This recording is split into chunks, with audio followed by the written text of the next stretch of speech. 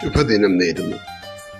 മഹാറാണി സിൽക്സിലെ നിത്യ എന്ന ജീവനക്കാരിയുടെയും ഉടമ റിയാസിൻ്റെയും കഥ നന്മയുള്ള ലോകത്തിന് ഒരു ഉദാഹരണമാണ്.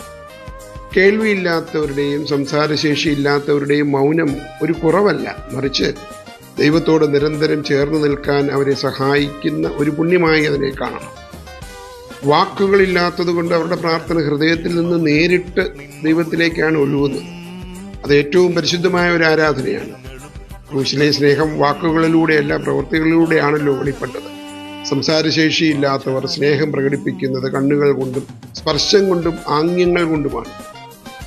അത് വാക്കുകൾ നൽകുന്നതിനേക്കാൾ ആഴത്തിൽ മറ്റൊരാളുടെ ഹൃദയത്തിൽ സ്പർശിക്കാൻ കഴിവുള്ളതാണ്. ഒപ്പം ദൈവസാന്നിധ്യം നിശബ്ദതയിൽ നിറയുകയും ചെയ്യും. ഓർക്കുക, ശബ്ദകോലാഹലങ്ങളില്ലാത്ത ഹൃദയത്തിലാണ് ദൈവം ഏറ്റവും കൂടുതൽ വസിക്കുന്നത്. ശുഭദിനം നേർന്നുകൊണ്ട് തോമസ് പി ജോൺ.